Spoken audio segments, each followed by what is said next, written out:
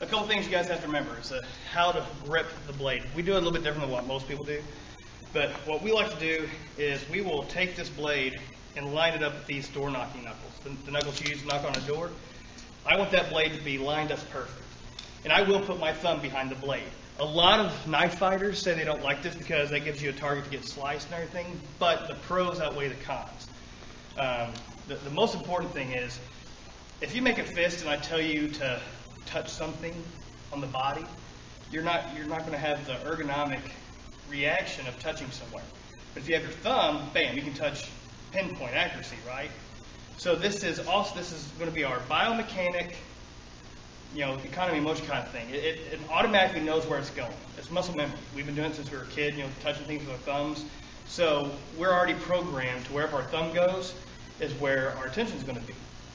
Another reason is, if I have this forward pressure on the knife, this part of the blade is the cutting portion of the blade. This portion is the stabbing portion, right?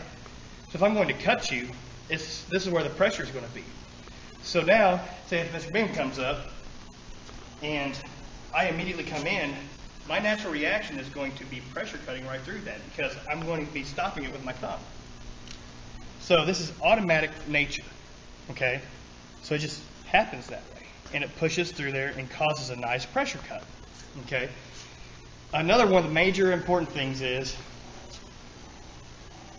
with the blades lined up, okay? Because if you go up and rub something and you have your knuckles out, it's easy. If I just grab this sloppily and I come out, it could be at a minute angle, it could be anywhere. But if I get in the habit of always lining it up this way, my body is always going to naturally get in that position to cut you. Make sense? Now, another really important thing is, whenever you're done slicing, always keep the tip of the blade pointed to the bad guy, all right? So if I come in with that Hollywood A and slice, when it's here, it's already chambered. This is going to become economy of motion later because I could slice and then step in and stab on the off beat. But I can always comma cut this way. But no matter where I go, that blade is always going to be pointed towards the opponent, okay? If I slice here and it's back here, I have to go move my body in a different angle, right? So here, it's already here for this, or a comma cut. So keep that in mind. Always keep the tip pointed to the other person. Now when we do reverse grip, it's the same thing. You line the blade up, but we don't want to put our thumb over the butt of the weapon, because this is going to be a striking weapon. We can use this for different reasonings.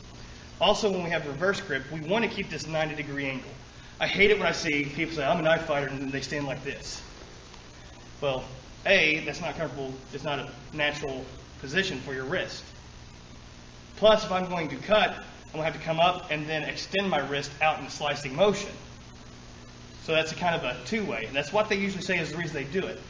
But I have an extra 4 inches here of defending myself. And I can still slice you the same way this way than this way. All right, so keep that 90-degree angle, because the reason we want this 90-degree angle is because it's going to be our catcher. So if he comes in, he gives me that Hollywood angle A, I can still stop and slice his wrist, but the reason this is here is so I can hook it. Does that make sense? So I always want this here, because this is going to be our protector. It's going to be our hook. It's going to be our natural reaction to different things, okay?